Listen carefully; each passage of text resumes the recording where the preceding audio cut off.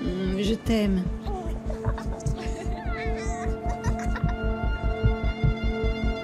Avec les progrès de la technique, survient la tentation de sélectionner l'embryon qui sera implanté.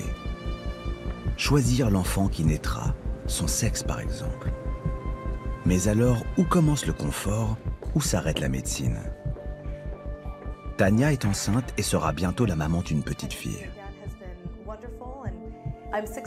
J'en suis à 16 semaines. Nous venons de finir la seconde batterie de test et tout est normal. Le bébé est en bonne santé. J'ai eu très peu de symptômes. C'est une grossesse fantastique. Et je n'ai presque pas l'impression d'être enceinte, à part que je vois mon ventre grossir. Après avoir mis au monde 2 garçons de manière naturelle, Tania a donc choisi la fécondation in vitro pour être sûre d'avoir une fille. Mais avec l'âge et des ovules de mauvaise qualité, elle a dû trouver une donneuse d'ovocytes. Pour limiter les frais, elle s'est tournée vers le web et ses centaines d'annonces low cost. Sur ce site de petites annonces, on peut acheter et vendre des services, trouver un logement, engager quelqu'un, faire des rencontres. On peut aussi acheter tout un tas de choses. Nous, on a acheté une voiture, on a acheté des meubles, on a vendu des meubles. Si vous cherchez un évier, vous pouvez en trouver un, même des cages à oiseaux. C'est ici que j'ai trouvé ma donneuse d'ovocytes. Je voulais qu'elle me ressemble, petite, hispanique, diplômée ou étudiante, à peu près de ma taille.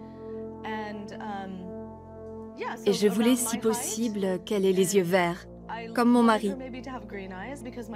Un de mes fils a les yeux bleus, l'autre a les yeux marrons. Ça serait super. Recherche donneuse d'ovocytes.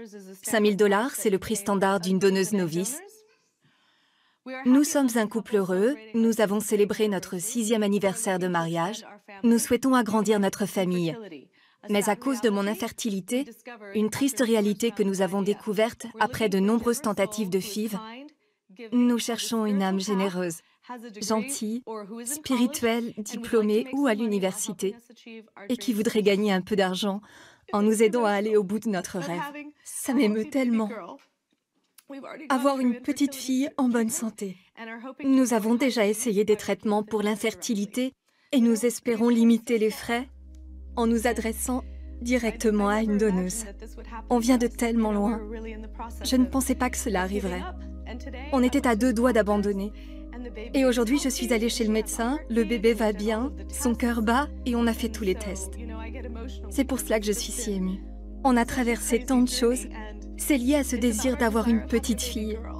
Voilà de quoi il s'agit.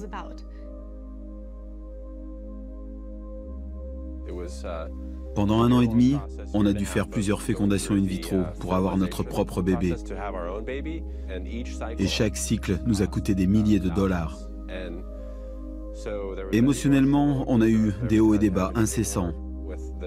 Il fallait payer de plus en plus entre les médecins et les médicaments très chers.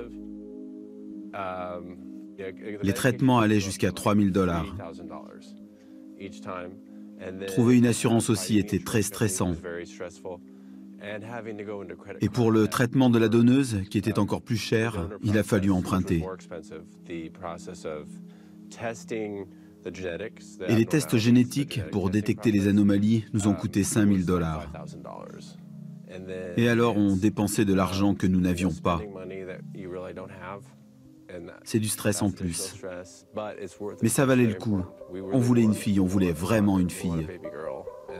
Le fait de pouvoir choisir, c'était très important pour nous, donc bien sûr.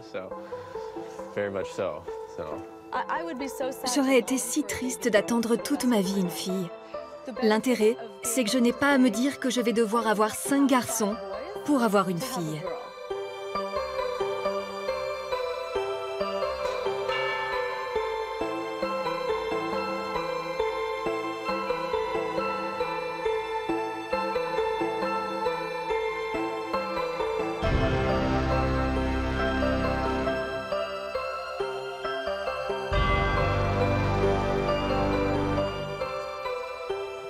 Le Canada aime les filles.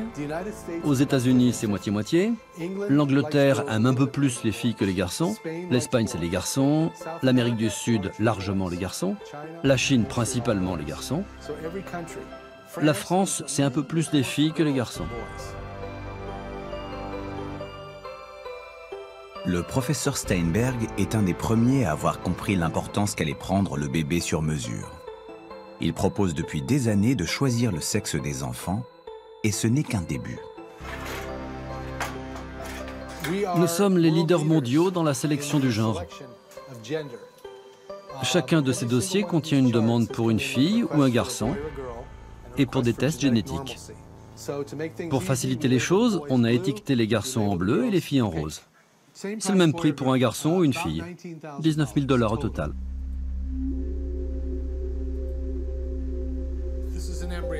C'est un embryon sur lequel nous allons faire une biopsie pour prélever une des cellules. Chacune des cellules de l'embryon contient le même matériel génétique.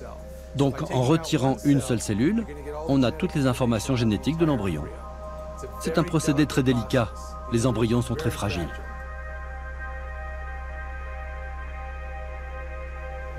En prenant l'agrandissement des chromosomes venant de la cellule prélevée, on éclaire les chromosomes X et Y. Et si on voit X et Y, c'est un embryon mâle. Et si on a deux X, les verts, c'est un embryon femelle.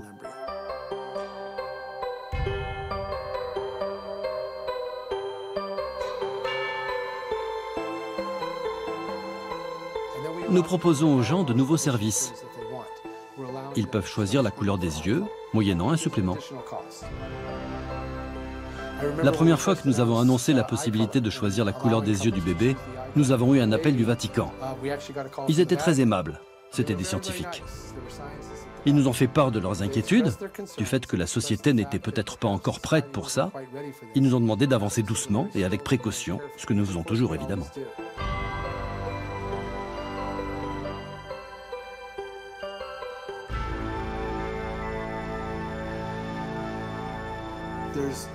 Il y a beaucoup de recherches en cours.